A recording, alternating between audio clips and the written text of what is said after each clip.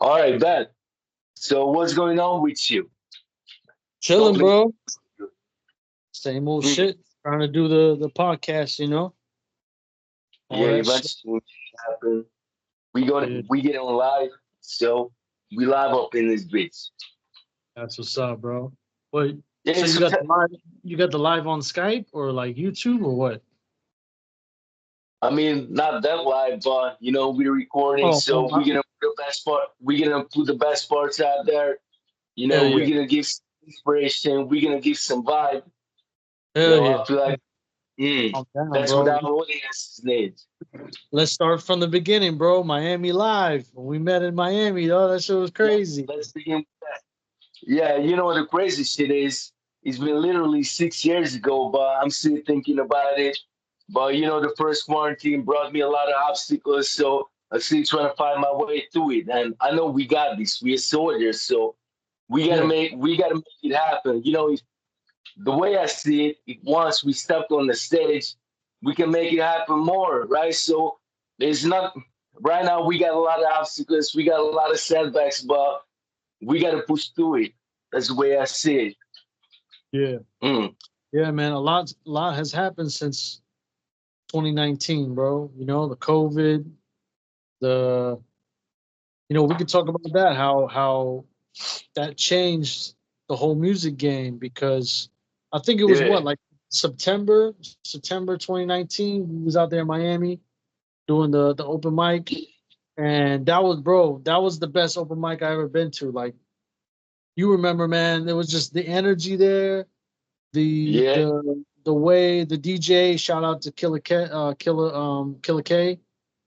and yeah. Shout out to DJ K. yeah, and then just the way they had the names on the screen, like it was just like a movie, bro. Like that was, and everybody was Yeah, so no lit, bro. doubt. The energy Vitaliah, was, Noreb, yeah. Stacks. I don't know what was the other cat's name, but I That see you follow a few cats Superman, on Instagram. Oh yeah, yeah, yeah.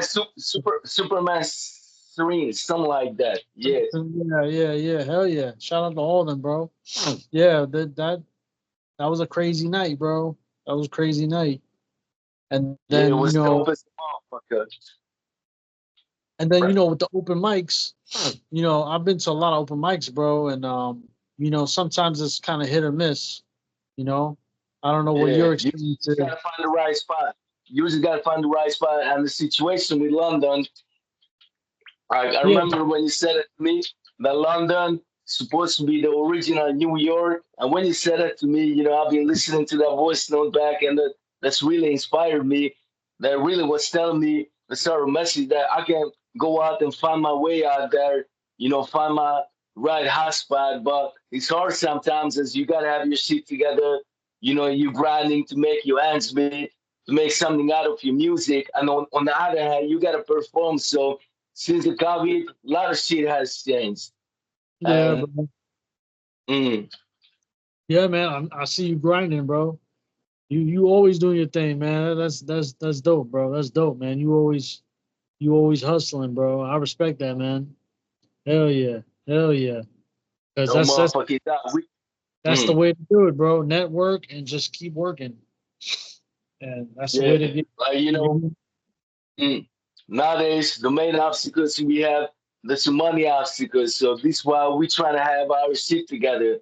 Like the situation in UK, you just gotta find the right spot and you're gonna kill it. Like before I reached Miami Live, I was performing on the stage by the Coast Coast Live. They're worldwide. They does Coast Coast in a lot of different cities in America, couple of cities in London, sorry, couple of cities in UK, and within Europe.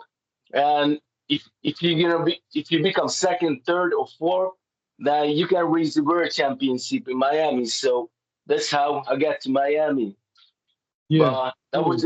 that was just the right spot in the right time. So you really gotta be digging for you to find your way to you know to reach that competition where you're meant to be in the right time and in the right place. So yeah, you're gonna have to take a lot of L's before that one dub. You know how it is. Yeah, man.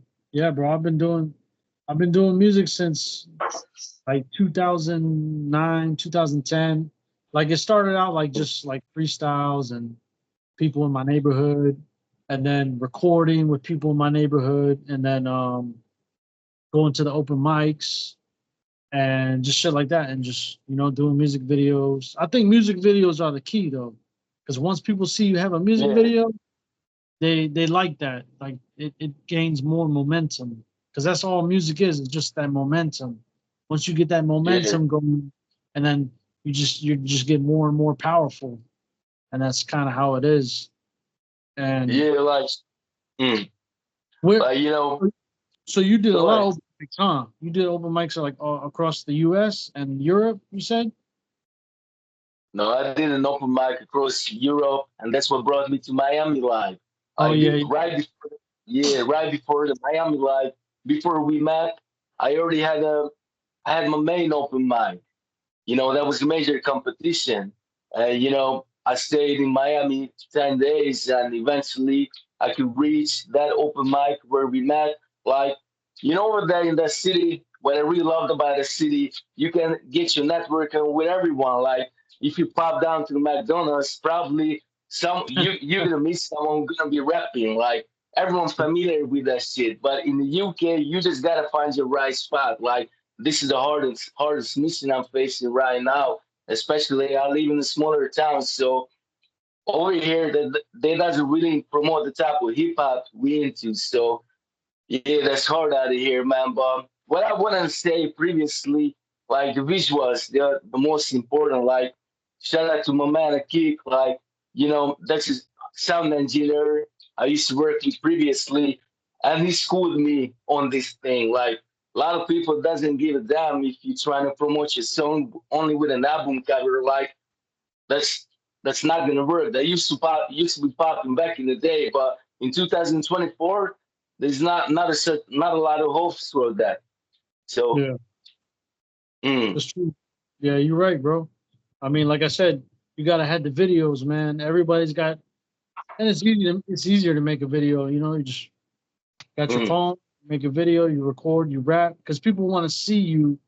They want that three-dimensional, because music yeah, is kind of two-dimensional, because you're just listening to the music and you're kind of imagining it. But then when you see it, it's crazy. Like I remember the first time I heard Wu-Tang Clan, and I was like, "Oh, these yeah. guys are crazy!" Like it's nine different guys rapping. I'm like, Oh "Who the yeah. fuck are Shout these out to guys?" the OJs. Right? Yeah. And then I see the video, and it's even more crazy. You got like 100 guys in the video dancing around and doing crazy shit, and they got swords and doing Yeah, kung fu. So the video is definitely a important aspect to music, and that's I think one of the keys to getting your name out there. If you have enough videos, if you have enough content, it's just like podcasting. You make enough podcasts, you're gonna get a lot of attention just because the yeah. volume, Mm. numbers game. Yes, sir. We got to play the numbers game, man. The situation was today. I made a mistake, like a minor mistake. I thought if I'm gonna put my song out there, it's only with a cover, with a song cover, that gonna work. That used to work during the quarantine, but since I put it out and it turns out that didn't work, I'm kind of lost my hope of releasing singles. So maybe I gotta shake that shit off, and I just really focusing on the music videos. But this is what I've been doing. But as I said, we all have financial setbacks, but we really, by some way, by some means, we gotta put ourselves out there. It doesn't matter how much we're struggling.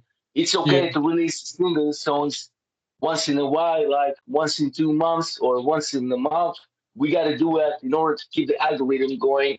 But other than that, we cannot be focusing. We That's cannot be our main priority. And yeah, for me, it's taking a while until I accepted that. So, you know what we got to focusing on? yeah, Mm, exactly, bro. Yeah, I mean, you could try the lyric videos too. I heard that's a good one too. Where they had the video and it has the lyrics, just the lyrics, and it just people kind of like sing along or whatever. That shit is dope yeah, too. A lot of people like to see that. Um, and just YouTube, bro. YouTube is like I think that's one of the best spots to advertise your music because everybody uses it. It's not like Spotify where just a few people listen to Spotify Yes. or a few people listen to SoundCloud, but everybody goes on YouTube. You know what I mean? So that's kind of Yeah, through that, but we got to think about this by the business point of view. So if you're gonna upload your songs on DistroKid or Ditto Music, you as a DistroKid that's more popular platform, yeah, you're gonna have your songs in more different charts, right? So the people they're gonna pay for it. But as you yeah, said, you don't get a lot of Spotify spins unless you have a big circle of people who uses Spotify. But it seems like that's harder. But probably on YouTube, you want to go ahead and peep our boy out KE on the track. Probably you heard about that cat. who's He's a that? hip hop KE on the track. He's a music influencer. He talks about a lot of strategies. Probably you saw him on Instagram. Like basically for little amount of money, he gonna school you on this business side of the music, and it's worth to check him out. Yeah, I'll check him Mm. out. Send me his name and I'll check him out for sure. Hell yeah. Um, Yeah, and if you're gonna be keep uploading your songs on YouTube, you're not gonna get paid for it, but it's worth yeah, to try it out on this Stroke. Like the more spins you're gonna get, the more fun you're gonna receive. But you just really gotta stay active in order for you to achieve that. So you know how it is. yeah, hell yeah, bro. Have that foundation, bro. That's what it's all about. Having that money set up and then Yeah, having, you know, that music going at all times, bro. People can access it and that's what music is, bro. It's just you gotta have that passion for it, bro. You know? yeah, no motherfucking doubt. And as we got talent in 2024, we already can see it clearly. The whole industry, the whole world showed us already clearly that talent is not everything. That's just a 20%. Even Lloyd Banks said it is one of his podcasts. Yeah. Yeah, that's a good segue because talent it's important, but it's also about character. Like they say, you got to have that character, and the character is that grind, that hustle, that mentality of like, from the streets where you're trying to make that money, and you're trying to be business smart, but at the same time you're an artist, and these two things are kind of like opposite of each other. An artist is someone that doesn't really follow the rules. Artist is someone that thinks outside the box and is just different. That's part of being an artist. But when you're a hustler, when you're in the streets, it's all about the math, the numbers. So you're calculating the numbers. You're kind of following this textbook of how to make your money. You know what I mean? It's like Yeah, word.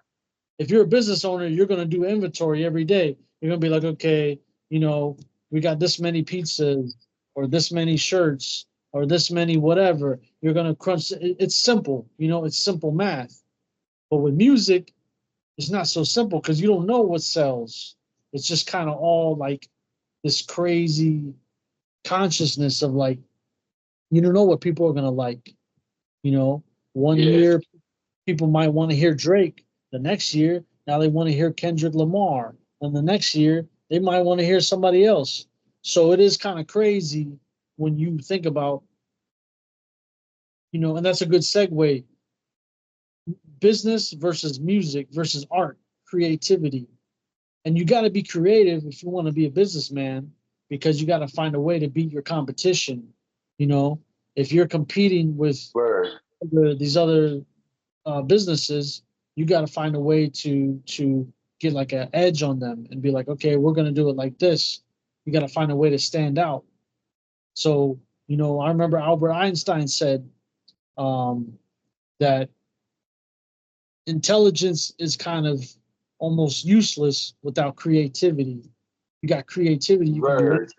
You know, Word. Or if you got a kind of tools like you feel like you got a really competitive nature that really high energy in you.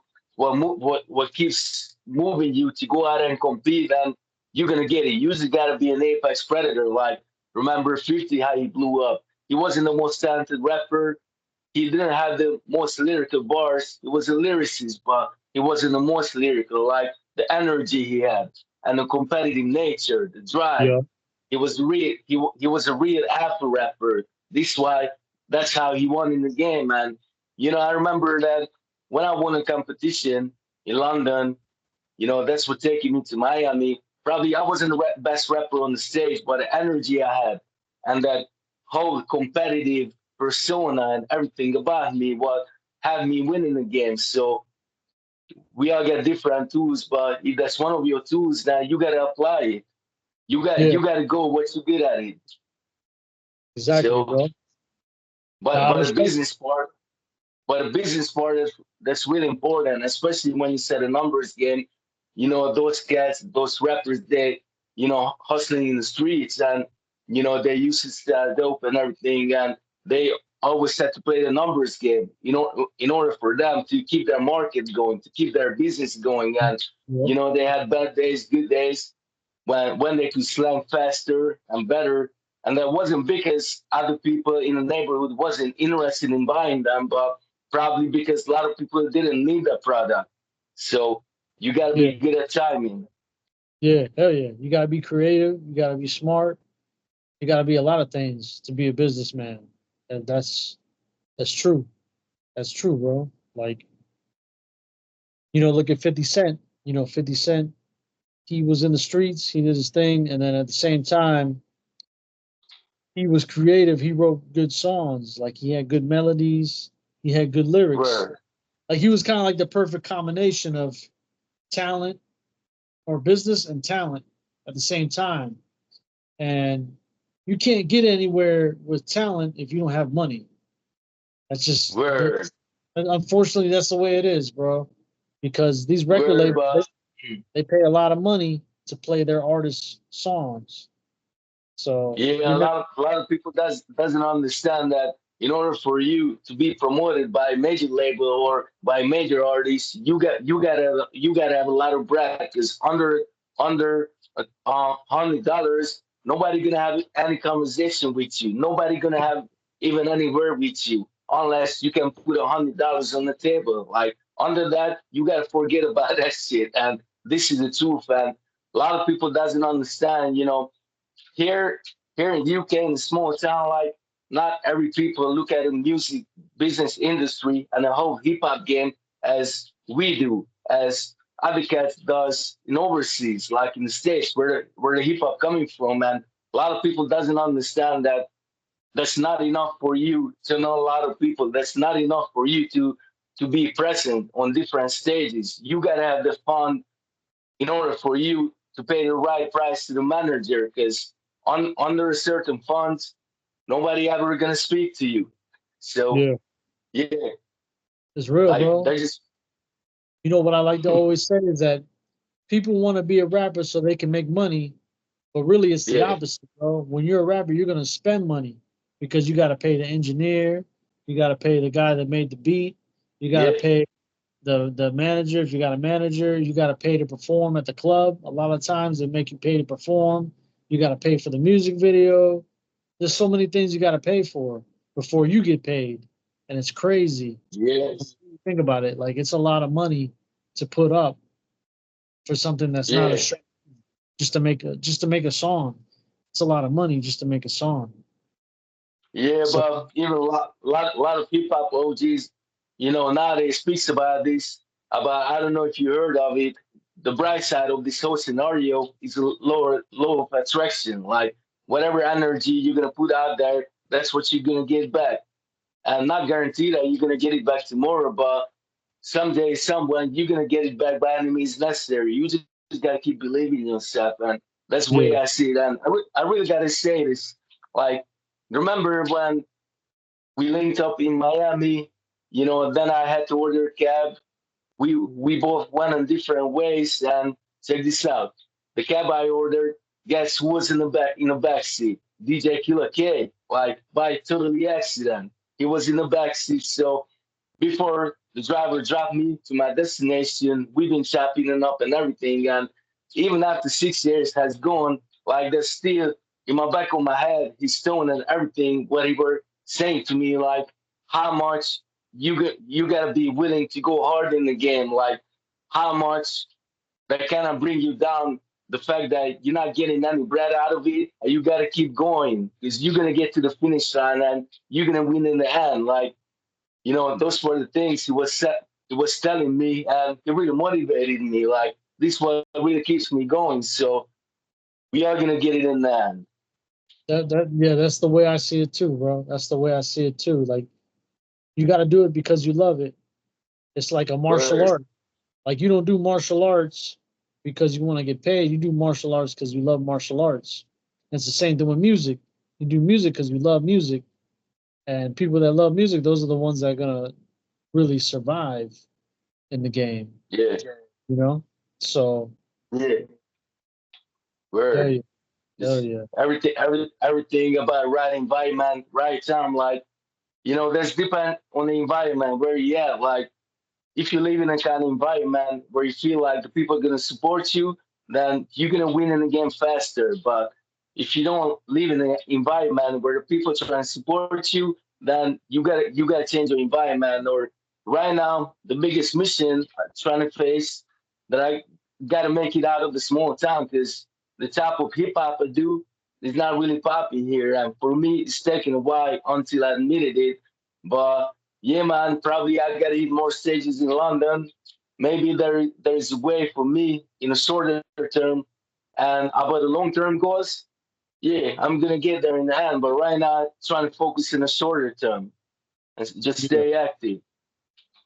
hell yeah, bro. Yeah, you're doing your thing, man. You gotta just keep doing it. Like you know, I never regret doing my music, bro. You, as long as you have that catalog, you can look back and say, "Hey, I just wish I had done more music." You know what I mean? Word. Like it's always, Mm. in my opinion, bro, it's always like it's amazing to look back at it, and be like, "Damn, I did this song, I did that song, I did this." You know, the money will come, bro. The universe, like they There you say, go. the universe will bring it to you. If it's meant to be, the money will come. The universe will bring that money to you. You know. Yeah, but was it such a crazy shit about this whole thing? Like you're gonna take a lot of ads for as the money, for as everything, for as the clothes, for as literally everything you gotta invest to before you're gonna get that one dub. But once you're gonna get that one dub, all of the other dubs gonna come along with it. And that's Yeah, just so crazy how the universe works. yeah, man. That's that's 100%, bro. That's facts. The universe will provide it, bro. It has a way of just coming together, bro. The universe, like the music, the money, everything will come together at the right time. Like Mm, so, hell yeah, yeah. man. Hell yeah. Yeah, but you just gotta put more songs out there, brother. I haven't Yeah, really seen you releasing any songs in the past, so this is yeah, what I man. really was missing. I've been going through it, bro. Just shit with family, man. That's really what it is. Family comes first. So, my grandfather's been sick Mm, for like 6 years now. So mm, him and my uncle. So I got both of them and I'm working and shit like that. And just living my life at the same time. Like you said, the music is hard to make money off the music, so the music is kind of just on the back burner right now. But I write all the yeah. time. I can't stop. The lyrics, like they come to my head, bro. I write them down. I just gotta get the right Mm, beat, fit, that's get the beat, dope. yeah, and get on there. But yeah, hell yeah, bro. I always love music. Always, every day I listen to music. Every Yeah, fucking day. Like that's like it's like an addiction. Everybody has their addiction. word. Music has always been my therapy for everything, man. Everything. Yeah, that's my therapy too. Besides Yeah. and working out, those ones are the two things I trying to Yeah. be dope at. So yeah, you already know what it is with me. And for us, music, long as you have the right inspiration, the right musician influences, long as you're always able to gain some new ideas, you're always gonna be doing just all right. Like you're never gonna have to cut loose with the music. That's not gonna happen. Yeah. Hell no. Never, because that's the beautiful thing about hip hop, bro. You don't need an instrument. You don't need an audience. You don't need anything. You just need your experiences. You know, when people freestyle, they're not, they don't. You don't have to know. You don't have to have a guitar or piano or anything. You're just there freestyling. You're just saying the words that come to your mind, and that's why I love hip hop so much. It's just such a beautiful genre of music that you don't really need money. They make it seem like you need money, but you really don't need money. Like I guarantee you, if a guy could rap really nice freestyles and all he did every day was go on YouTube and just freestyle every day on YouTube, he'd probably get famous like within like 6 months because that's the beauty of hip hop, bro. It's just it doesn't. It's not about how much money they make it seem like it is about how much, but it's really not. You know, the radio just wants people to think that, but it's not about how much money. It's just about what you have to say. So that's why I Yeah, love it. yeah. Like the most important that we got to get to the stage when we already gonna be able to afford to live off our passion. This is what we Yeah, are trying to achieve. Like yeah, probably we're not trying to get the richest in the whole hip hop game, but we want to make our ends meet. We just want to be able to afford to live off our passion. And shout out to yeah, my boy Sabi, from East London, probably gonna watch this video. But every time we've been chopping it up, like he always said to me, our main purpose of this whole music game we gotta be able to make our ends meet and cover our needs and cover everything to keep our whole music shit going, so we can get to the next level. We can get richer and richer, but that's not our main purpose right now. Our main purpose yeah, to just make it out of the mud. yeah, man. I mean, here in the states, um, I know one way people advertise that I think has influenced the genre of rap right now is the strip clubs. Like you could go to a Word, strip club, almost any strip club probably in America, and pay, I don't know, pay the DJ 20, 50, $100, and he's going to play your song in the club, word. you know? Shit. 'Cause I've done that myself. I had a DJ that he would play my song in the strip club because the DJs in the strip club, like they're just more hungry, I guess you could say. So you Yeah, the strip give them club. some money, Go ahead. they'll play your song. So that kind of influenced the culture of hip hop, of rap. That's why you hear so many songs about strip clubs and Yeah, dancing, booty songs because especially the dirty yeah, South songs yeah, and because everything. in So the, yeah, yeah, in like Florida, bro, there's so many strip clubs that's the way to kind of promote yourself. You go over there, you make a song for the strip club, and you're gonna it's get dope. a lot of attention because you pay the DJ whatever amount, and then he plays your song all night. You know? That's dope. Yeah, the Yeah, street club shit that's really popular in America. And I saw in movies like probably you saw it, Hustle and Flow with man. What was the name of the actor? Terrence Terrence, Howard. Terrence Howard. Yeah, Yes sir, yes sir. He had a street club hookup and everything, so he could rely on the street club. He had DJ over there.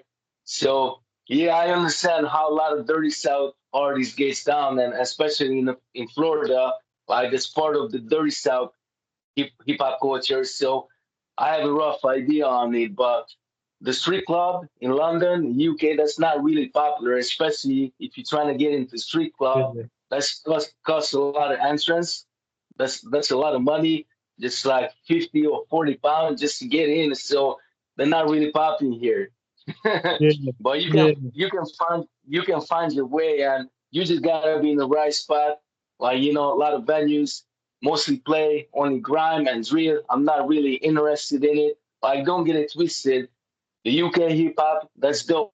But for me, I'm not really feeling it. I cannot really resonate with it. So this is why I'm trying to build my whole circle, my own people, my own audience. And for me, as I really trying to represent the real hip hop in two languages, like every time we've been chopping it up, we know that the capital of the hip hop is New York. So I'm trying to carry this legacy in two different languages. And in order for me to blow, I just gotta hit the right spot. But yeah, man, I can imagine how many opportunities you come across in the US. You just gotta have the right funds.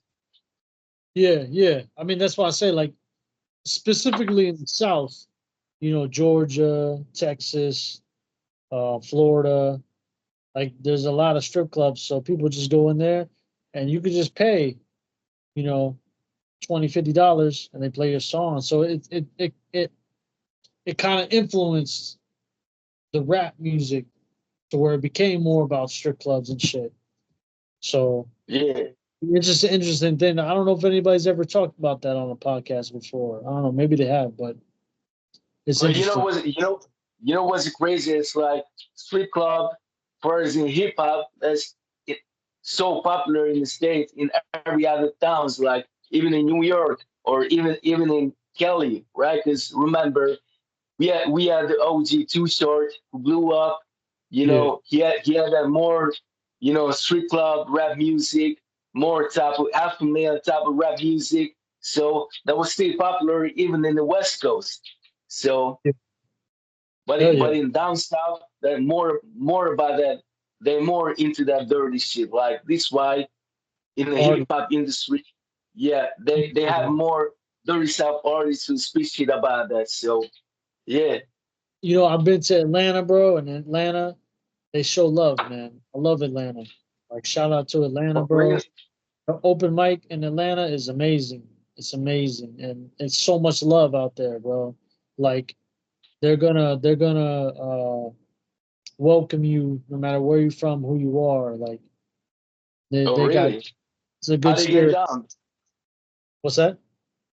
How they get down? So how's like the Atlanta vibe? It's amazing, bro. It's so much, like, just community, like working together, love type shit. It's a lot of just working together, man. Atlanta, like, that's a great place to network. There's a lot of That's art. dope. Yeah, I went to Apache Cafe out there, and oh man, and they just have you come on the stage. You do like two songs, and sometimes Ti is out there. He's in the crowd, like, Fuck. One scouting. of my Yeah, main musician yeah, influence, man. I would go crazy to see yeah. TIP. Word up. Ti, he got the vocab, bro. He has a crazy vocab. So, but yeah, man. Yeah, Atlanta's definitely one of the best cities for open mics. My opinion. Hell yeah, hell yeah. That's so crazy. Every time we've been tapping it up on Instagram, you always said to me, New York. New York is a hot Oh spot yeah, for New for the York. most underground artists. That's what you always said. Yeah, yeah. New York is crazy too. I mean, I've been to a couple open mics. New York, the New Yorkers Cafe. I'll tell you about it. Is that even when you're waiting in line, like, bro, the the the open mic, it might start at like 8 o'clock. The doors open at 8, but there's a line already at 5 o'clock. So people are already Shit. getting in line. Yeah. So you're waiting in line like two, three God. hours. And in the line, people are freestyling because that's just how New York Yeah, is. yeah, So that's what it's mm, wild. go ahead. Yeah. Yeah. That's what I heard from someone. Like when I hit the stage, the Coast to Coast Live in London, there were a lot of talented artists, but they wasn't really extroverted to the point that they could be able to get out on the street and freestyle with each other. Like I heard from a cat, like that was an artist from New Zealand, but used to perform in New York and in other cities in the States. And that's what he was telling me about. Like New York, before the people they get to the venue, before the venue opens, they already start freestyling in front of the venue. And the vibe gotta be so crazy. Oh yeah. Another one's Orlando. Orlando, Florida. I went there. I went to the open mic there. See, the thing is, like, a lot of people from New York, they move down here, so they Mm. kind of influence us to love hip hop too. And there's a lot of dudes in Orlando that they freestyle too, man. They was killing it, bro, killing it. That's I mean, dope. they were nice, yeah. In Orlando, what was it called? Austin's Coffee. I went there. I did the open mic there, and man, It's it was crazy. Yeah. cool hip hop vibes. So Miami, Atlanta, Orlando, New York, like, those are some of the best places for open mics for sure, bro. check this out. Like every time, I try to hit any venue in London, like it happened in the past. Nowadays, probably I could find the best hotspot. But when I used to try to hit venues, like check this out, this is not gonna be so acceptable. Like every time I try to hand over my beat to rap over my beat, they wasn't allowed accepting beats. So we had to rap over instrument like drums and every other shit. That feels so uncomfortable for real. Especially you trying to perform a really hot hardcore song, then you're not gonna be able to do that over drums and other shit like physical instrument. Like, don't get it twisted, no disrespect, because those live bands they were talented, but that's not how we trying to perform. It just makes sense. So yeah. Yeah, I've seen that before in Miami. Before they had Miami Live, the one we went to, there was in Miami there was one called the Stage Miami, and they kind of did something similar to that where they would have a live band, and this band was good. They played when I was there, they played Walk On by Isaac Hayes. They were playing that live, and then people would be Yeah, singing the song a cappella, rapping their song. So it works, but it just kind of depends on what the vibe is, if that's what people want to do. exactly. Yeah, Yeah, that's a limited shit. Unless you do jazz rap or some more smooth, chilled rap. Like I remember you performed in Miami Live that I don't know what was the name of your song, but that was a slower song, good song. You had a really kind of Ghostface Killer vibe on it, with a slower rhythm. So that song that could have worked in a venues where they have only live bands and not yeah, allowed to take beats. yeah. I So remember the song. yeah, Yeah, RAP. Yeah, that's the song right there, bro. Hell yeah, yeah, well, man. yeah, I mean, or I don't care who followed me. Yeah, the lyrics kind of was like that. yeah, bro. I mean, that was a legendary night, bro. That was like one of the best hip hop nights I ever had, bro. Open mic nights. That shit was crazy. Hell yeah. Yeah, that's dope. Like, the crazy shit is probably we didn't have a major crowd, but we had enough crowd to hype us up, right? We had Yeah, enough for us to be able to perform to the type of crowd who gonna be willing to listen.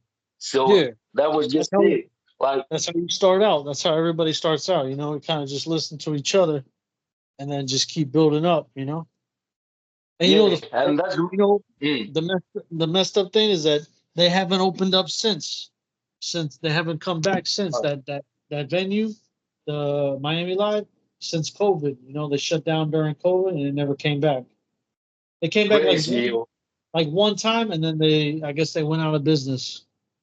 That sucks, bro. Yeah, that's crazy.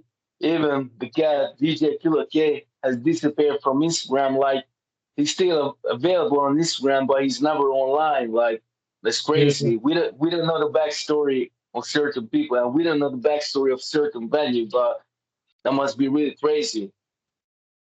Yeah. Hey, Bro, yeah. mm. Yeah, man. Yeah, and for me, the biggest reference would be to hit the stage there again. But the reference is Coast to Coast because that venue used to own by Coast to Coast Live by the Coast to Coast team.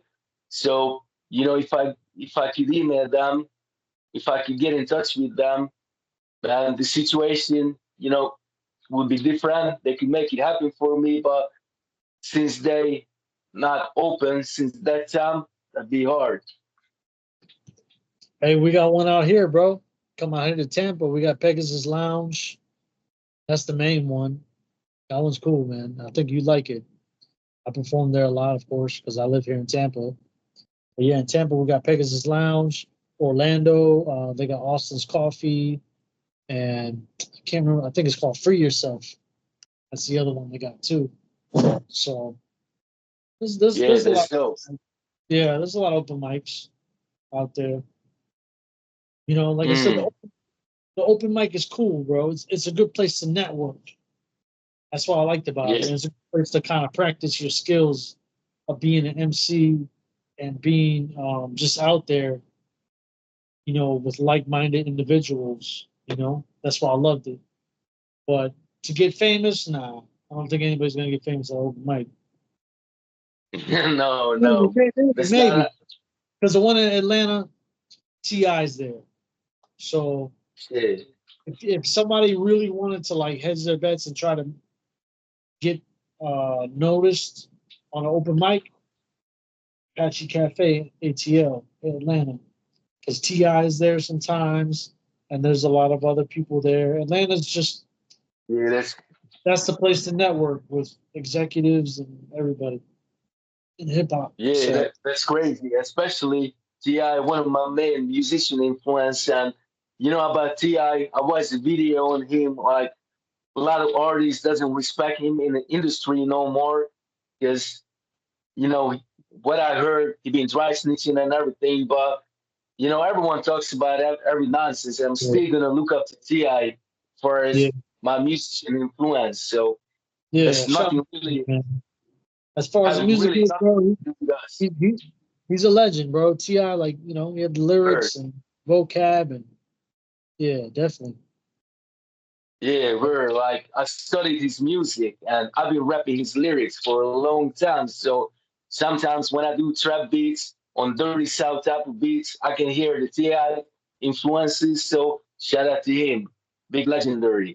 Big Oh time. yeah, hell yeah, hell yeah, yeah, bro. Yeah, man, but what I was gonna say, oh yeah, so one day I'm gonna try to hit Tampa, but yeah, man, since the COVID, I still wanted to go back to hit the States to hit I, different opportunities. But, you know, hell yeah. since the COVID, flight prices went up.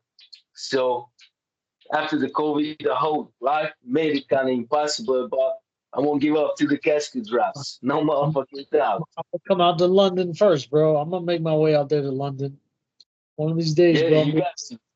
Yeah, London, like I said, bro. London London is a good spot if you know where to go, especially when you said to me like London could be better spot than any other small town in the states. As you refer to G Unit and Wu Tang and the other cats who most of the time perform in London. That became their favorite city. So yeah, Yeah, that really inspired me for me to go out there and get on the stage and make something happen. yeah, yeah, bro. London's like the original New York. That's what I've heard. Because the architect of how New York Yeah, was made is inspired by London.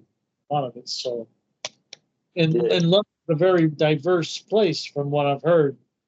So, I mean, that's hip hop right there. You got all these different cultures. People from yeah, Hungary, people from India, people from all these yeah. different places. That right there, that's hip hop right there, bro. Just you know, speaking from different perspectives around the world, bro. That's how I feel about it. Mhm. So Yeah, yeah, that's really makes sense. But yeah, even in anywhere London, mm, anywhere that there's a struggle, there's some kind of uh any kind of struggle going on. There's hip hop, bro. It could be China, anywhere, bro. yeah, Mexico, hip where- hop is the best yeah, medicine yeah, through it's that. absolutely, And I yeah, it's really gonna absolutely. remember this word. Like, yeah, man. Even in London, heavily influenced by the US hip hop. If you hit the right neighborhoods, like me personally, I can get my songs out there if I'm gonna hit the right neighborhoods. But if I'm gonna hit neighborhoods or stages, venues where they're interested in more drills or UK ground, they're not gonna appreciate what I bring to the table. But it's okay. This is not a bad thing. It's like the people they just gotta be open minded enough to understand where the real hip hop coming from. But a lot of people in here only know just UK grime or UK drill, so they're not gonna be really willing to listen to something else because that's what they've been listening to in their whole entire life. And you guys out there in the states like got more different terms of hip hop and you being familiar with all of them, so you know how Yeah, to judge certain terms, you know how to judge certain lyrics. Like if you're gonna listen to my music, you know what you got to refer to. If you listen to the next man's music, you know what you got to refer to. So yeah. y'all get down, y'all have to. I know in Europe they love hip hop though, man. I know like Word. Wu Tang, everybody go out there and they tour out there and they love it. They love them, bro. I Yeah, seen Ice T was out there. Ice T was out there doing this thing, you know. So yeah, bro. yeah, Europe they love hip hop. yeah. Just gotta find the right hot spot. But yeah, man. If you know the right places to go, then you're gonna be successful about this shit. And for us, Ice-T, Wu-Tang, Jadakiss, and the other members, like shit, they really love London. Like, check this out. One of my homeboys used to work in a Foot Locker. He received shit, I don't know, 1,000 pounds order. So he received something in the radio. So he had to get active and get his shoes. The buyer wanted to buy. And guess what? When he got on the ground floor, guess who was the person he saw? Jada he sent a whole D block. So Damn. that's crazy. That yeah, that's crazy, bro. I would have been like, damn, Jada, Street Styles, what? And I know they're mad cool. They're cool as fuck. I seen them perform out here in Tampa, and Styles P jumped in the crowd and shit, and he was like right in front of me, bro, like 5 feet in front of me, and he's just rapping. Shit. There's some real ones right there, bro. Like they Yeah. do they're real hip hop. That's an era Shit. that is always going to be influential. Is the '90s and the Word. '80s. And the Yeah, Bling era, that was the toughest and the most competitive era. I used to love that era, and I'm still listening to that hip hop era nowadays. The yeah, Bling era, like even Nelly said in one of his interviews that the Bling era were the most competitive, and this is what I really like about that. yeah. Hell yeah, bro. Yeah, yeah, man. I mean, that's like the golden era. The '80s to the '90s was like, man, there was just so many artists, bro. It was crazy. So But you yeah, you said to me that you saw Sheik Lutz. He's a bartender in one of them bars in New York. who? What did you say? Yeah, Sheik Lutz, the D Blocks member. You Oh saw no, you no. saw I seen when I went to the Wu Tang. I went to the what was it? It was Method Man and Redman. They were performing, and it was crazy because kind of hard to describe it here, but we was in the club and they opened the door. Oh bad, bro. Fucking tired. Fuck. They opened the door and I seen Redman. He was like 8 feet in front of me, and he's like looking at me. He's like, yeah. And the show's about to start. Yeah, he fuck walks out. to the stage. He walks through the crowd, and then he goes on stage and shit. They're performing, and then somebody Damn, told me that's crazy. they was like, "Yo, Street Life from Wu Tang." They said he's at the bar right now. I was saying, what? So I seen him. I seen him over there. He was in the cut. He was chilling, like he was just like this in the chair, and he had a groupie in his lap, some girl in his lap, chilling. And I go up to her, I say, "Yo, no disrespect, bro, but I just want to, shake your hand. I know you from the Wu Tang." He's like, "Yeah, yeah." I gave him dap and everything. I told him, "Yo, Damn, I crazy. love Wu Tang. Like y'all the greatest." He was cool as fuck, man. Street Life. That was his name. Street Life from That's Wu Tang. crazy. Yeah, man. Cool as Crazy, fuck. yo. Cool as Man, dude. Redman, Math together in person, they must be cool and funny dudes. Like, you know, Yeah, you know how big punchlines Redman used to drop. Like, I always used to go crazy when I'd be listening to his funny lyrics, these punchlines. Like, he's a Redman. legendary. Shout out to him. Yeah, Yeah, word. Redman is consistent, bro. He's still dropping music. He's still doing freestyles. Redman has never stopped. That's the crazy thing about Redman. Like from the '80s, all those. So that's the '80s, the '90s, the zeros, the tens. 50 years, homeboy's been rapping consistently, bro. Yes. Yeah, and he's over 50, but shout out to LL Cool J. He almost reached his 60s and he's still in the game. And he's Yeah, still in good shit. And he's still dropping bombs with that hell yeah, crazy energy. yeah, hell yeah, So, hell yeah. Yeah, it's crazy because Redman, like, he's one of the most consistent and influential rappers. Yet he doesn't get that recognition. I feel like it because like I don't see. He already got a recognition long time ago. He's still Yeah, big in the game. yeah, If but he's still, anyone who knows hip hop, they're supposed to know who Redman is. So it's not of course, but impossible for anyone. yeah, I mean, just like on a higher level, like I don't know how to say it, but like they should give him his flowers. Like do more interviews with him and have him out there because damn, Mm. Redman has just been consistently doing this shit for fucking I since the think '80s, I think bro. I think that depends on a lot of things. Like there's like a lot of artists still kind of introverted nowadays. Like I've been listening to DJ Vlad the podcast, and DJ Vlad wanted to interview Lloyd Banks, and Lloyd Banks, sometimes he's not that talkative, right? So he don't feel like talking about anything on podcast. So not every artist like that. Yeah, So hell yeah. they try and stay away from It's true. interviews from podcasts. So we You're don't right, know bro. we don't know the best backstory. Like Yeah, you're yeah, right. Sorry about that. Yeah, it's true. That's true. Hell yeah. Hell yeah, bro. like situation with Lloyd Banks, he went underground, and the reason why he's not really popular because he don't have that mentality to get on podcasts to promote himself a certain way, what could be a winning. So yeah, not a lot of artists has the tools like that. Doesn't matter how dope music they got, doesn't matter how big they are in the industry, they just don't have the tools or they're just not interested in shit like that just to get to the next level. So yeah, Hell yeah. Hell yeah. You're right about that, bro. Hell yeah. a lot of artists has the mindset only just to stay underground. Yep. Hell yeah. Hell yeah. Yeah, Redman. Yeah, I can see that. Redman straight hip hop, bro.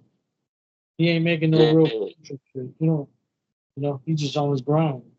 So hell yeah. yeah, word. You know, with the streaming, I don't know how you feel about the streaming.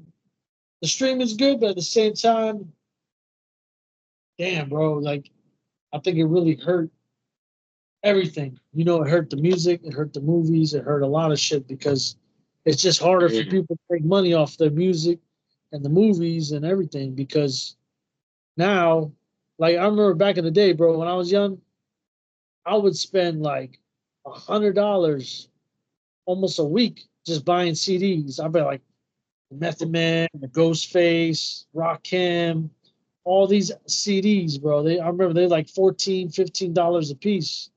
Now you pay $10 a month and you get all the music.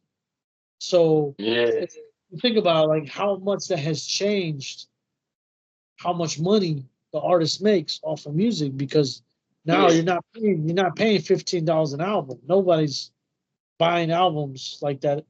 As you telling me this, as you don't have to pay for it, you don't see the value in it. We can see the value as we being OG hip hop heads, but not every other people does see the value in it. Yeah, You just put your song out there on Instagram, only just with a cover picture. They're not gonna appreciate it unless they know you. So that was greatest example I could drop. But yeah, yeah, man. Long time ago when you couldn't access the songs for free, you could see more value in it. And even me, when I used to go to primary school, I used to listen to Wu Tang, Method Man, DMX in the buses.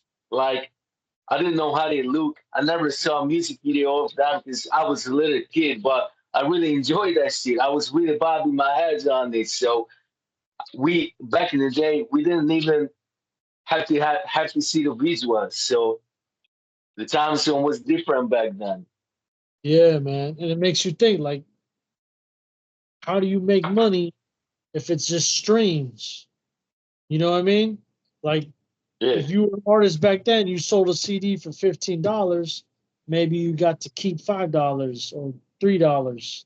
Now you gotta have a billion streams to make money. You gotta have a lot of streams.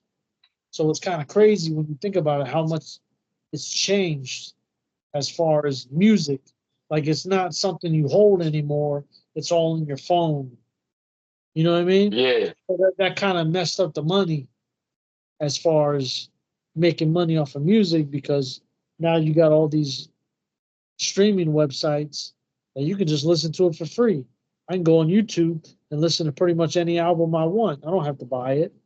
I can just listen to it on Yes. YouTube, you know. So Yes. that's got to be messing up the money for sure. Yeah, we're about, like 20 years ago, I think we all had a wish to accept all the songs on the whole world for free. We all had wishes like that. But soon as we got to the stage after 20 years, as we can access everything, we don't even appreciate no more. So every bright side has a downside. Like, 20 years ago, we only saw the downside of this whole game by we was able to listen to songs. In only case we just bought the CDs, but we didn't see the whole bright side of the scenarios that the energy was in a higher level and the whole hip hop game. I like everyone was more appreciated when it came to the hip hop game. So yeah, Yeah, yeah, that's real, bro. Because now, like you said, people don't appreciate music as much because it's just too much out there. It's too easy. It's too easy to find some music. You can just pull it up on your phone and listen to it. It's like people's attention span has gotten shorter. Before, when you made an album, you had the album cover, you had the thing in between that had the credits. Thank you, all these people for helping me make this album. You had all this effort that went into making the album, and it was 12 songs. And I remember a lot of times an artist would only make like one album a year, you know? hmm, So it's changed a lot because it's just more competitive now. You know what I mean? There's more rappers, there's more music, there's more everything. But you know who did something really smart recently was Nipsey Hussle. oh yeah, Nipsey, he just even passed though away too early. yeah, he had an album that I think he was selling it for like $100 a piece, Shit. and Jay Z bought like I think $4,000 or $5,000 worth of those albums, something like that. I can't remember how much he bought, but that was smart because he put more value into it. Because a lot of artists nowadays they just put their shit on Spotify or whatever, and then it's kind of like it's almost like you're giving it away when you put it on there. If you think about it, because how much you gonna Yeah, get paid on streams? How much do we get paid on streams? you gotta It have a may lot of space in order for you to get paid, you even gotta ten have dollars. So yeah, you gotta yeah, have like a million streams. Maybe you get like I don't brother. know $1,000 or something. But what Nipsey did, he sold each album for $100 a piece. So he was making it right there up front. So I think that's the kind of mentality that has to kind of come back to make the music good Yeah, again. Because yeah. We gotta be patient about this whole shit, and we just gotta put our songs together into an album or LP, EP, whatever. But single songs that ain't gonna work no more nowadays, and we just gotta accept the fact. And Nipsey Hussle, he was a smart hustler, hell and yeah, I watched his documentary on YouTube. He used to sell socks. He used to sell T-shirt. LeBron and other basketball teams T-shirt on the street, and yeah, he made it out of gutter, and he just eventually received the amount of money he had to have to grow in this game. So he was smart about every shit. So yeah, yeah, Nipsey. Rest in peace, Nipsey, man. Yeah, he did his thing, bro. He had his own clothing line. He had that store, everything, bro. Like if he had lived longer, man, he would have done so much shit. It was crazy. yeah, he That's so was a true mentor. yeah, hell yeah, hell yeah. So Mm. yeah, man. I mean, as far as making money off the music, it's crazy. I guess the best way to do it is probably just touring. Going out there and touring. Like first, you got to market yourself. That's really the key too. being a master at marketing, knowing how to market yourself on social media and YouTube and the radio and all Yeah, these places, you know? That's really the yeah, key. very. Today, the post I had, I didn't really market myself good, and eventually I admitted it. Like I deleted my post not because I didn't get many likes. I deleted because I didn't get many likes because I didn't market myself good. Like you know how it is when you're so hyped up to the point that you feel like you want to put your song out there, and you're too excited to market yourself good. Of You're course, gonna yeah. forget about the process because you feel you're too blind to do it. Like you really so hyped up and excited to put your song out there, but long as you're not marketing yourself good, man, not gonna blow up. Like they're not gonna listen to it. And especially I released a song called No Mercy like literally 10 days ago, and I felt like I've been doing too much by promoting another song already. So you cannot do too much. You gotta find the right balance to get people's attention. So Yeah, some people say you gotta keep putting your songs out there in order for you to keep your algorithm going, but this doesn't work for everyone. For someone that works only if you release one single song a month. So yeah. I mean, you got to be out there. Like the internet is important, but I think the streets is more important. So if you're out there in the streets more, you're gonna get more of a following. You know what I mean? If you're out there seeing people, people seeing you, and you're passing out cards or CDs or whatever, that's gonna mean more than on social media. Social media word. can be more of like a, a place to host your music, but it's not really the best place to promote your music. You know what I mean? I think the best place to promote has always been the streets. To be out there in the street, open mic, the wherever, man, you know, the neighborhood, whatever, at events, wherever, just meeting everybody and just leaving that impression. Because when you meet somebody, like say for instance, if I met you online or you met me online, it probably wouldn't be the same as meeting in Miami. Yeah, You it know, wouldn't be the same. Like yeah, it wouldn't be the same. unless we had mutual friends, mutual artist friends, whatever, we could get in touch with each other easier. Like that's how I'm networking with a lot of cats from the US just because we had mutual artist friends who were my homeboys. But that's a totally different scenario. Like Yeah, randomly, like first networking with other people on Instagram like used to be different like back in the day 4 years ago before the quarantine because as we said in the beginning this whole quarantine has changed a lot. So yeah, yeah, bro. I not think not that. networking in the street is just like that's kind of where it's at, bro. Like meeting people out there and just getting to listen to your music. But it's hard, you know. You kind of have to be out there. Really have to be out there doing it all the time. You know, like most of my fans are people that I know, people that I know personally. You know, so um, I mean, the internet is a good place to market yourself, but it can only get you so far, I think. You know, Yeah. but then again, I don't know. I don't know.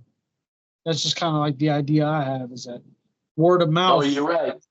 Yeah, it's kind You're of right because I've tried different strategies after the quarantine and before the quarantine and before this whole quarantine shit, everything had worked out the way I wanted. Like, I used to put out the songs out there on Instagram with bad quality because I used to have my studio microphone, which didn't have the best quality in the world. Like, I bought it for 30 pounds, so wasn't really professional at all. And I was just started and I see could get a lot of attention. But the people back then they were more appreciated with even with little things. So it's harder yeah. nowadays. But I we mean, just gotta charge you're mm, talking about during the lockdown, right? before the lockdown, Or like before the right lockdown? before. yeah, right before I even hit Miami, right before I even hit my competition in London. So yeah, Yeah, like the game has within 4 years, within 6 years, 7 years, the game done changed, and it's so yeah. Hey, crazy. Like we're not even realizing it. I think it got more competitive because after the during the lockdown, everybody stayed home, so everybody was kind of doing the same shit. Everybody wanted to do podcasts or rap or whatever. You know what I mean? So it kind of Yeah, made things a little more competitive for us, for people that do creative shit. Because everybody came home and said, "Well, let me start doing creative shit." You know, but that's just my theory on yeah, it. this makes no, this makes sense. This Yeah, really makes sense. Or but just a lot of people gave up social media. That could be the case too. Like yeah, because you think it would yeah, be the like opposite. It would be the opposite. Like during lockdown, people don't have shit to do, so they're gonna be on social media all day and night looking at shit. You know. But then after everybody started going back outside again, people stopped going on social media because they're back outside. You know. But mm, yeah, man. I mean, with the music, the marketing, I think the best is word of mouth. Because even like all my favorite rappers and artists, I didn't find them online. I found them, listening. I hear like, oh, who is that? Oh, who is that? And then somebody tells me, oh, that's Wu Tang. Oh, that's D Block. Oh, that's Rakim. Oh, that's it's always word of mouth that kind of gets, at least for me, that makes me want to listen to somebody because I'm pretty picky about who I listen to. You know, I'm not gonna just listen to somebody just because people say he's the best. But if someone that I trust says, "Yo, this guy is nice," you gotta listen to him. I'm like, okay, I'll check him out. You know, so word of mouth is definitely one of the best ways to get your name out there. yeah, but yeah, man, y'all gotta be into the same hip hop scene. Like a lot of Yeah, people here, like showing me different drill artists, different grime artists, and all I'm gonna say, okay, that's fire, but I cannot really resonate with it unless we're talking about the real OG hip hop, the real US hip hop, what I'm interested in, that I'm gonna be willing to listen. Doesn't matter if that's an old artist, new artist, that I'm gonna be willing to listen. And if I'm gonna find their lyrics really catchy, really deep, that really has a story I can relate to, I'm gonna but even with a lot of UK artists, like, for me it's important to be able to relate to the stories, if this makes sense. If I'm been that, done that, been going through the same shit, then I can relate to you, so I can show some love, and this is how we connect with each other. hell yeah, hell yeah. I mean, yeah, a lot of it is just relating to shit and just shit that you want to listen to. So Yeah, yeah, I mean, it's a struggle, like bro. I'm not. Mm, Go ahead, go but go ahead. ahead. Yeah, like what I was gonna say. Like, damn, I already forgot what I was gonna say. Oh yeah, like there's a lot of overrated artists I'm still not gonna listen to. Like that catches some other people's ears because they're able to resonate with a certain artist, but that's probably not gonna be me. So yeah. Mm, yeah, hell yeah. What do you think about the Drake versus Kendrick shit, bro? Have you Oh listened to the yeah. track? Yes, sir. Eventually I listened to it. That was dope. I'm not gonna front, but I even like Drake's song, like Drake's beat. Like I wasn't really feeling his lyrics because he was kind of crying or being overly emotional in this whole entire song. But yeah, I still appreciated that. So Yeah, yeah, I think that was but good for the. Kendrick, Yeah, but but Kendrick's song, man, that was really fire. I hit up one of my homeboys and asked him his opinion on it. He's a hip hop head too, but he's listening to more underground artists. So he said to me, I've listened to both of them songs, and both of them were trash. Like the Oh, fucking say, oh. yeah, the fucking say like something like that. That's not true. Yeah, I Like mean, if you want to call any of them songs trash, you rather call it the Drake songs trash. But I don't think the Kendrick Lamar songs were trash. nah. I mean, it depends, I guess, where you're coming from. If you're a real like pure hip hop head, but you know, my opinion on it was that Drake kind of represented all the bullshit industry music. He was not really hip hop.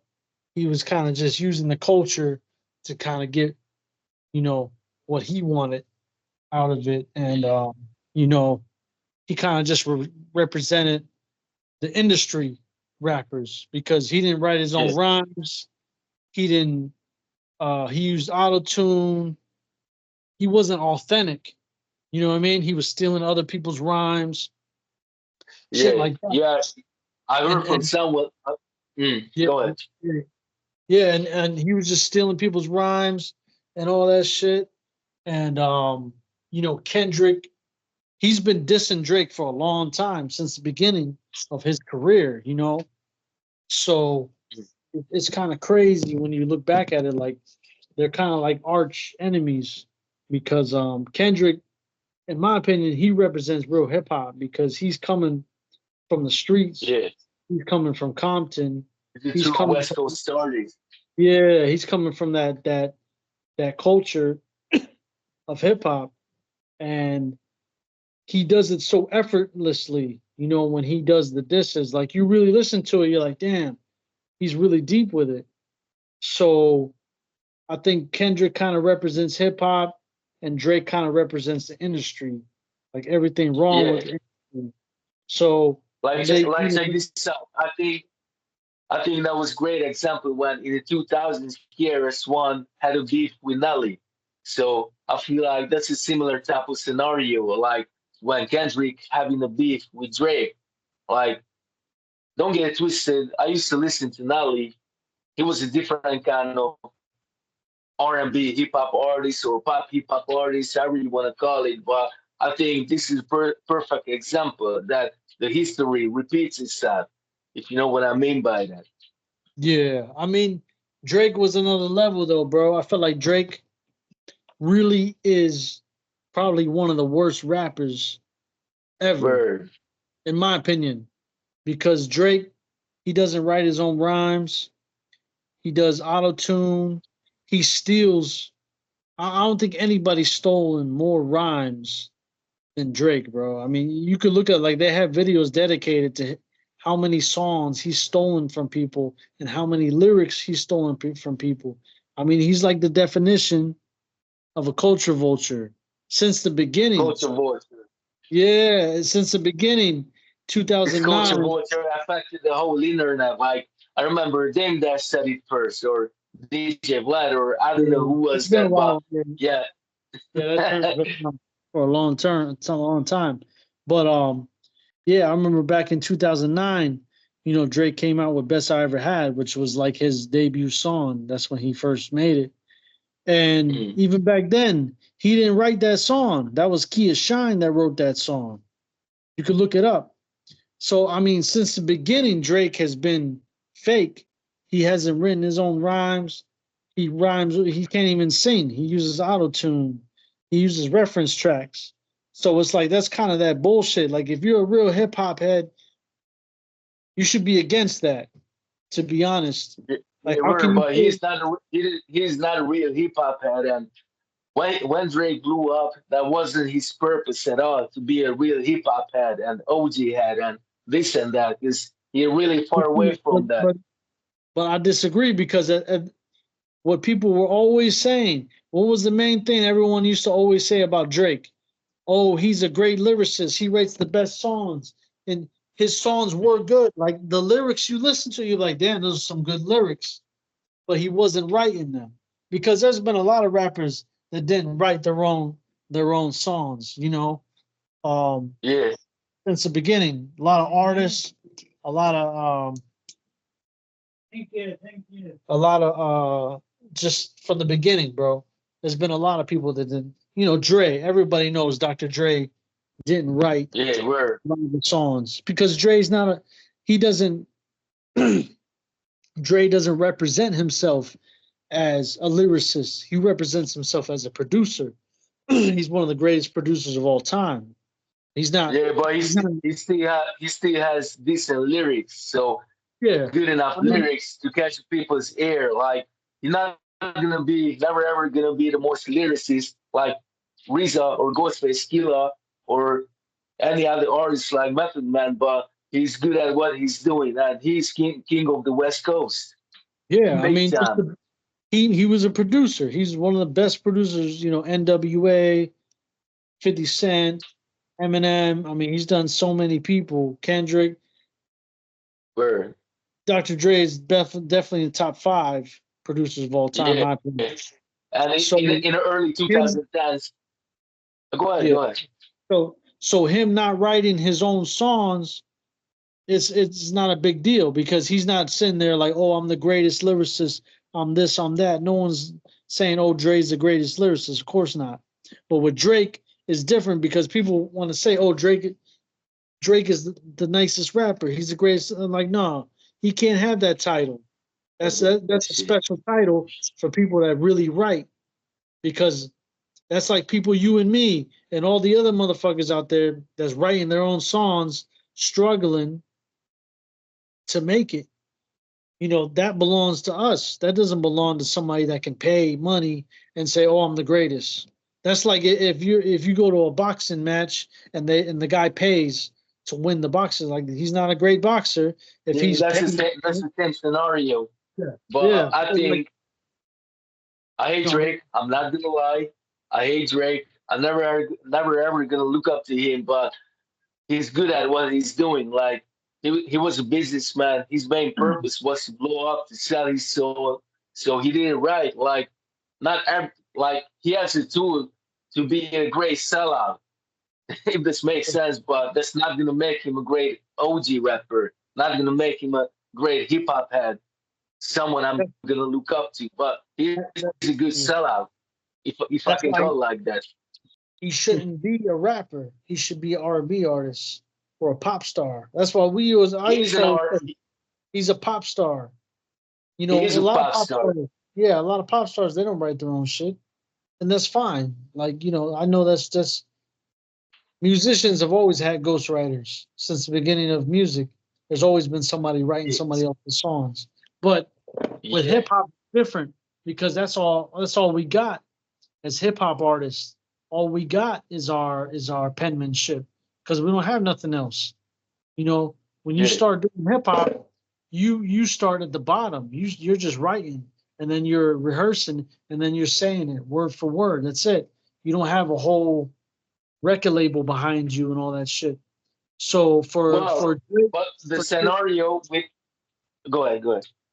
for Drake to come in and do that, that was some bullshit. So I felt like he's the ultimate industry plant, and Drake was kind of like the epitome, the representation of hip hop. So it was kind of like almost like good and evil type shit, like hip hop versus the industry. Kendrick was hip hop, and Drake was the industry.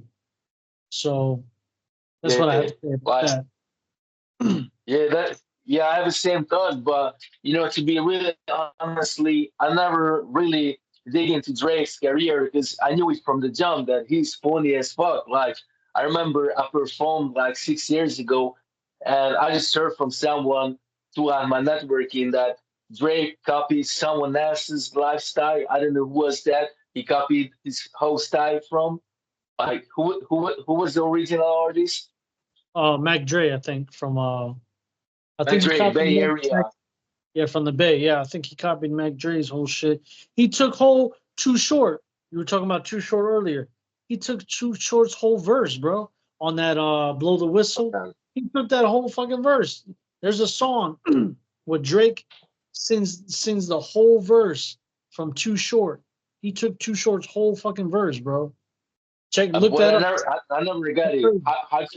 How could someone blew up with a copied style. Like, let it make sense. I Yeah, really it's want to crazy, know.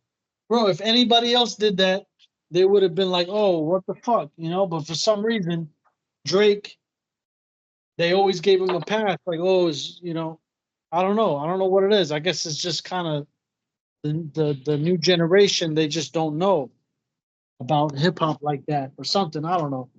I don't know what to say. But But but check this out. On the other hand, I just found out recently, like, I don't know how you feel about Rick Ross. I like Rick Ross's music a little bit. I like his character too. But later on, I found out that Freeway Rick Ross was the original Rick Ross, and the nowadays Rick Ross tried to copy his lifestyle and everything about him, and that's how he blew up. Like, I don't know how that's possible.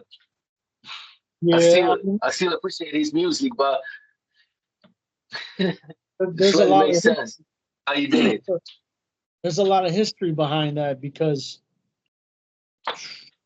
okay, Freeway Rick Ross, the original Rick Ross, was a drug lord that was like responsible for a lot of the crack that came into the United States back in the 80s. So he's a legend. There's another rapper that named himself after Freeway, which is from Philly, for Benny Siegel, State Property. So Rick Ross ain't the only one that did that. But Rick Ross kind of did it wrong because he should have paid homage to the original Rick Ross. He should have been like, "Hey, man, respect. I got my name from you, and blah blah blah." Right. So that was the main problem with it. But the Rick Ross from Miami, the rapper, Yeah, I believe he was about that life because, yeah, he was a CO in a prison, but some of the COs are corrupt and they are moving work in the prison. They are getting coke yeah, in there, crooked as stuff. yeah, making money, just moving contraband. So I don't think it's all fake, it's all fabricated, but he probably exaggerated a lot of that shit. A lot That's of really rap, makes sense.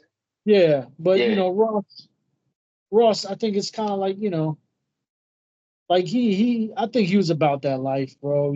Selling coke in Miami. Florida's yeah, big on but that. since we already know that he tried to copy the freeway Rick Ross's lifestyle, we Yeah, already know obviously that he's not 100% of his lyrics are true. If this makes sense, so it has some originality in it, but not everything. The other parts, they are just marketing. They are just, I'm not gonna say phony shit, but the more for the fame, if this makes sense. yeah, yeah. No, I get it. It's some bullshit. It's hip hop is big on authenticity, and authenticity is not very common in hip hop sometimes in rap because dudes are lying about all kinds of shit. When it comes to like the streets and that kind of shit, it's really tricky because if you're too honest, then you're probably gonna go to jail. Like Young Thug. Young Thug was over here rapping about killing people and shit, and he was keeping it real, but now he's in jail. So Oh it's like, yeah, yeah. yeah, yeah, I heard that in a Math Hoffa podcast. Okay, yeah. yeah, I yeah. heard it from a UK cat, Math Hoffa's So podcast. And yeah, I know that shit. I can't find my light. you want to turn off the light? Yeah. Okay. Thank you. Yeah. No, shout out to Matt Hoffa because I watch that podcast too, bro. It's just dope. But Yeah, they're yeah, dope as fuck. authenticity is a big deal in hip hop. But when it comes to the streets, I feel like it's crazy because back in the day, when rappers were like Wu Tang or D Block or whoever, Biggie, they were lyrical, so they had codes. They spoke in codes so that people really you weren't really incriminating yourself. You were speaking in code with the lyrics. Now it's so it's so literal, it's so obvious when these guys are rapping sometimes that they're incriminating themselves. And I think there's just too much of that going on because if you're a gangster, if you're in the streets, and you're rapping about it and you're incriminating yourself, it's kind of stupid if you think about it. Like it's kind of like counterproductive because now you're going to end up in jail for what? Just to brag about whatever you did in the streets. So with Rick Ross doing that shit, I think maybe he might have exaggerated some of that shit, but he probably did a lot of that shit too at the same time. But I don't think he wanted to incriminate himself too at the same time. So it's Yeah, kind of like but there's a fine line between entertainment and rapping lyrics that people can relate entertainment, to. yeah, that was the right Yeah, word I was looking for. Not even yeah, the fame, more entertainment than fame, but fame comes with entertainment, so that's all yeah, makes sense. But you know, exactly. I'm kind of disagreeing with this. I tell you why. Like, if you mention the older cats, like shout out to Biggie and Tupac, like, there were Fat Joe in the '90s, so he been in the game since the '90s. It was like a couple of years ago, or last year, or just a couple of months ago, he did admitted it that he was lying i- in his 97% of his lyrics. He admitted that shit, and he been in the game since the '90s. Who said So that? I think Fat Joe, Oh, Fat Joe. But Fat Joe's a gangster, bro. Fat Joe, he's like a gangster. Yeah, yeah, I've he's a heard things gangster. about. And Yeah, but yeah, that's what I'm yeah, saying. even I think the old school rappers. This is my theory, because obviously I wasn't there. I don't know what the fuck they did, but I think they did certain things in the streets that people knew about, but they rapped about something different because they didn't want to incriminate themselves. So, say for instance, it you were makes in the sense. street and you fucking stab somebody or you shoot somebody, and but you don't want to rap about that because you don't want to go to jail. You don't want them to put two and two together and put you in jail, right? So you're gonna rap about Word. some other shit. Like, yeah, I did this over With the here. hidden messages, that's when it makes sense. You're gonna bring some hidden messages, some little Yeah, references here and there, but you're not gonna tell the exact story. That makes exactly, sense. exactly. It's like if, Okay. if if the police ask you something, if you beat somebody up, and the police, ask you, you're not gonna tell them like, yeah, I beat that guy up, because you don't want to, catch that charge. So it's like it's the same thing with rapping on a song. It's like you're not going to give the exact details. You're going to give little stories that are kind of similar. Ghostface did the same thing. If you listen to a lot of Ghostface tracks, I mean, he's got a lot of tracks that are just like hardcore, like story telling stories and shit that probably aren't exactly true stories, but they're like loosely based. It's like a movie. It's like the movie might not be exactly 100% true, but it's It based on makes a true sense. story. Yeah, Like, I'm not I don't know if you heard about the BMF story, Black Mafia Family with Big Meech and Larry. Like they made yeah, 50 done a movie on it, and I've been watching some podcasts on the BMF movie, and the real one of them real characters admitted that only just 50%, which is true. Like they're not gonna tell the whole story what they did back in the day. Like so, this really makes sense. We get yeah, exactly. we got to look at them artists as an entertainers. Yeah, So yeah, like unless we gonna listen to artists who tells the whole story what they've been through, then they're gonna be nothing but underground artists. They never ever gonna be on the top for us to be seen. If this makes sense. exactly. That's why, like, I don't know who said it first, but real recognize real, right? So if you're really about that life, if you're really in the hood, if you really come from that, you're gonna recognize when someone's really talking about it. You don't have to believe Absolutely. you don't have to believe the story. You'll be like, "Oh, I know what he's talking about. I get what he's saying. I can relate to that." Even though Yeah. he's probably not he's not incriminating himself, but he's telling a story that is could be a true story, you know? Yeah, word. And the people cannot fake shit. They can fake certain shit to certain crowds, but they're not gonna work with every crowd, with every environment. Like I've been listening to some OG hip hop influencer, and the person said that you can tell. who's about the lifestyle by the person's body language and by the person's tone and everything. So nobody really can fake that shit. Only for an hour, for a couple of days, but eventually the people are gonna find out who he is just by his body language. So that's crazy. Yeah. Hell yeah, bro. Yeah, man. No, I mean,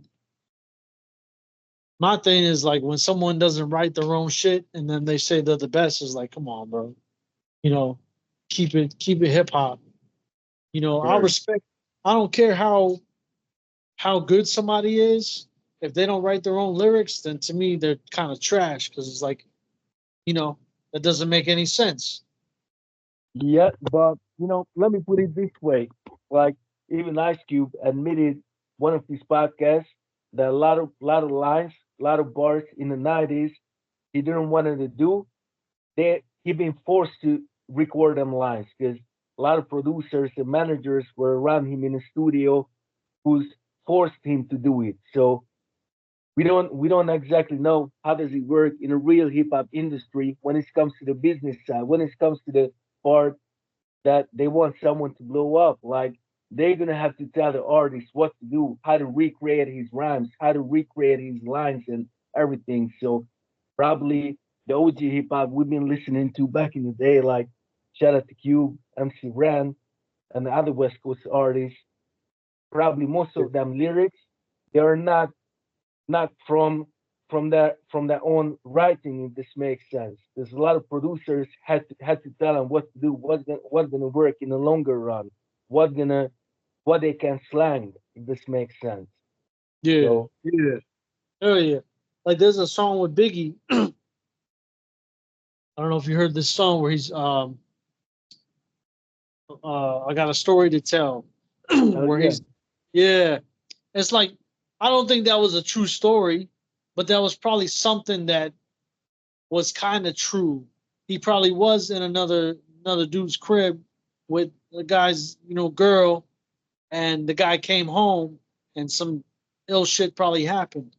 But he just kind of tweaked it and made it more funny when he did it, yeah, So, and I think there's a lot of music like that. A lot of songs are like that, where it's like it's not yeah, really, it's not 100% true, but it's not 100% fake either. It's kind of like somewhere in between. yeah. But when you do a song, you gotta let your people guessing. Like you're not gonna tell them that I really did it or I didn't do it. But our our main purpose as an artist got to be that we got to be able to send the hidden messages and to create an actual art. So it doesn't matter what kind of story we're trying to tell, we got to wrap it into an actual art and spread the hidden messages. They're gonna get it by any means necessary. They're gonna get it eventually. Yeah, real shit, bro. Hell yeah. Like you like Lloyd Banks music. Like check this album, Hunger for More. Like someone could tell I've been listening to a lot of cats. I've been listening to a lot of different podcasts, and someone said that by Lloyd Banks' body language and by the way he speaks, he's not a real gangster. Like he been around 50. He grew up in Queens, but he's not an actual gangster. But by what message he tried to say, spread by him here. Hold up. Yeah.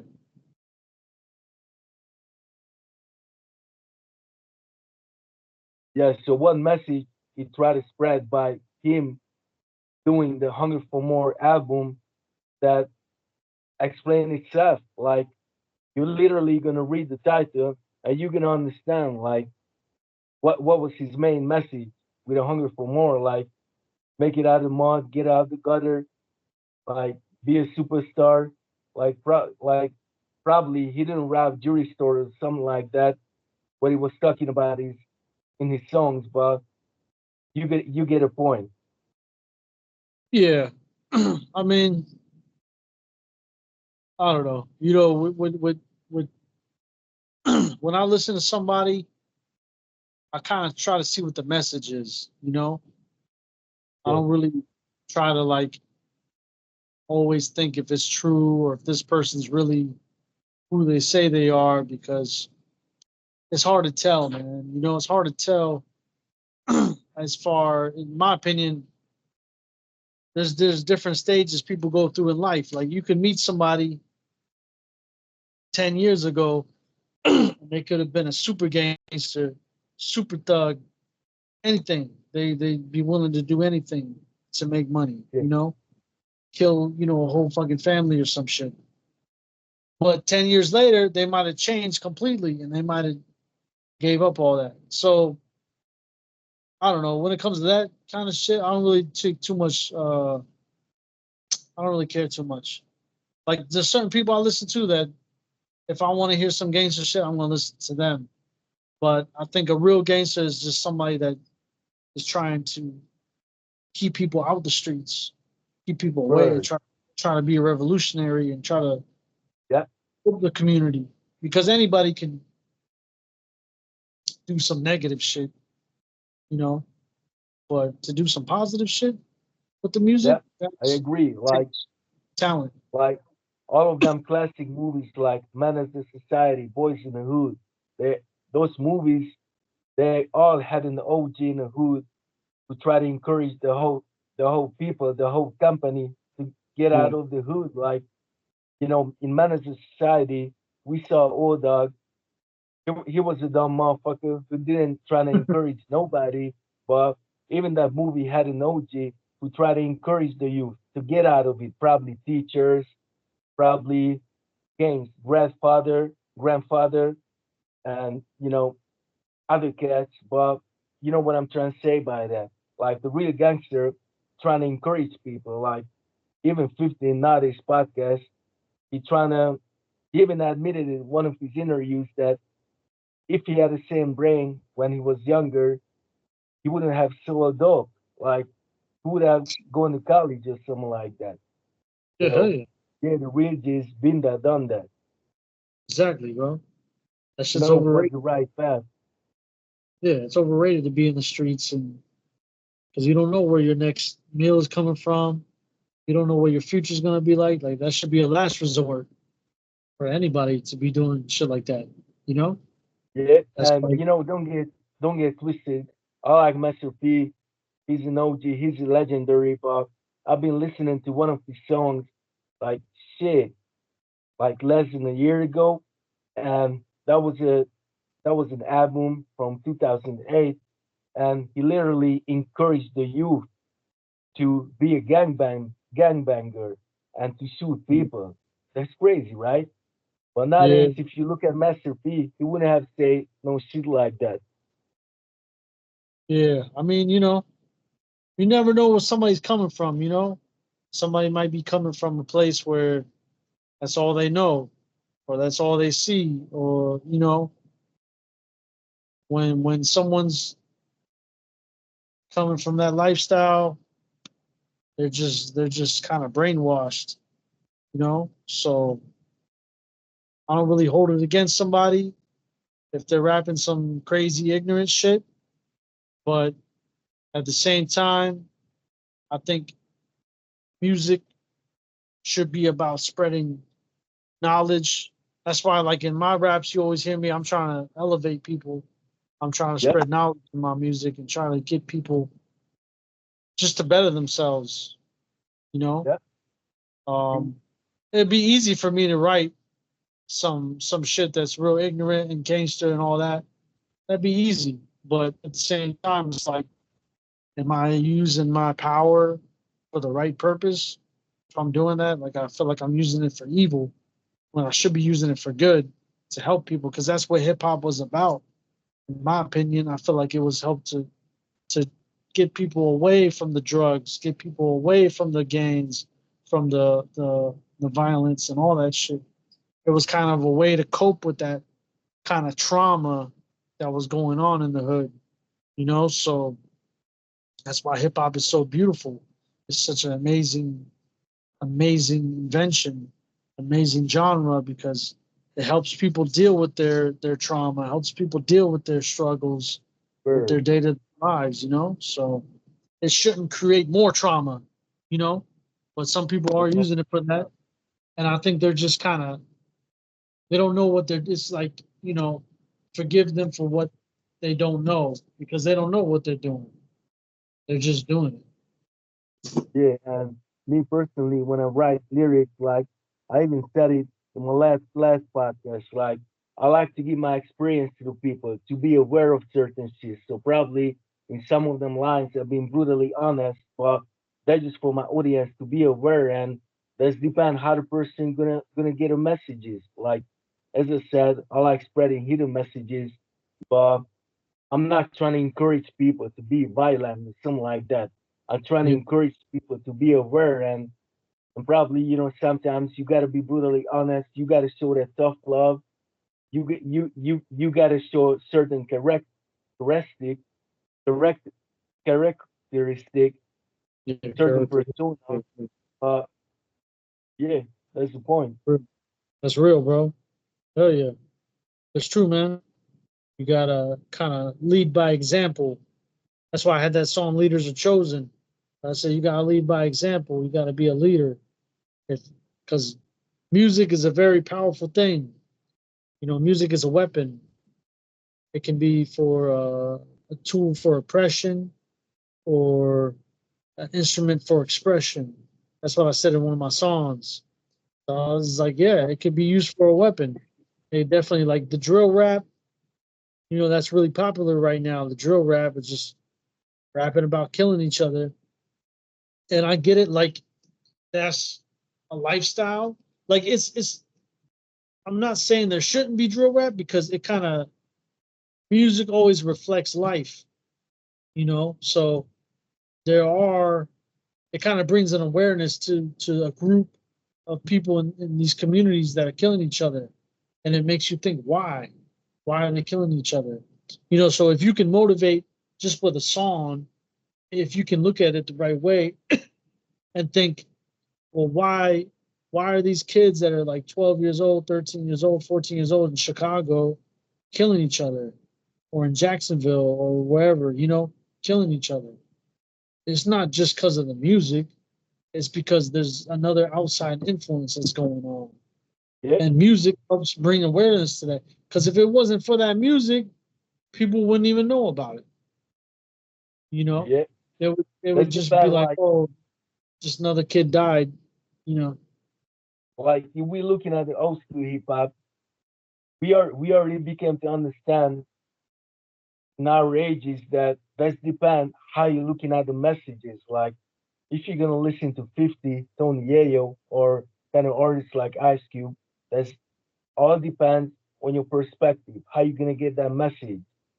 Um, yeah, Probably a lot of people gonna get violent and aggressive as soon as they gonna listen to that lyrics. Like this what people used to wide out in the 2000s and in the 90s. Like this why a lot of riots happen. Like if you remember the NWA movie, you know they angered the people. Like the people couldn't take the brutal reality, but that was depend how the people could looking at certain lyrics. So it's really important how you gonna take the message. No matter how brutally honest that lyric is, no matter how aggressive or violent that lyric is, that's depend how you're gonna take it. exactly. It's up to the receiver, because some people are gonna hear the song like NWA, fuck the police. Some people are gonna hear that song and be like, "Oh, these guys are the villain. These guys are terrible." NWA. They're gonna say, "Oh, they're anti-police," but then other people are gonna hear it and they're gonna say, "Oh, why did they say fuck the police? Because the police was treating them bad. The police were racist and they were doing terrible shit to these people. That's why they made this song." So it is a lot. It depends on who is listening to the song and how they perceive the song. But music is always something that can change the world. To me, music is like Yeah, one of the most powerful things in the world because it can change the world. It can make people look at something and be like, "Oh shit, you know, look at this war that's going on in our own backyard, you know, with the police and people in the community." So Yeah, Yeah. it's an But interesting observation. Go ahead, whatever bro. what kind of lyrics you're gonna speak, the only people gonna be able to resonate with that shit if they've been there, done that, if they've been going through the same shit, but they cannot try to change who you are to encourage you to rap about other shit. You cannot really resonate with you haven't really done or been there. If this makes sense. So you gotta stay true to yourself, and you just gotta bring what's really in your heart, and the right people are gonna be able to resonate with that shit. Like you if you're a real one, you gotta be able to recognize other real people for you to see that clearly they're really being about that shit. Hell yeah. Hell yeah. Real So, recognized real, bro. hmm? It's a real recognized real, like they say, man. Word. But listen, brother, was dope chopping it up with you. My phone Yeah, is really on low battery, like 2%. So I'm gonna say bye now. And yeah, hey man, we finna put the best parts out there. And we're gonna yeah. encourage Hell yeah. people. Yes, sir. Hell And yeah, bro. hey, man, Let me we're know. gonna yeah, we're gonna do another podcast some other time. And stay in touch, brother.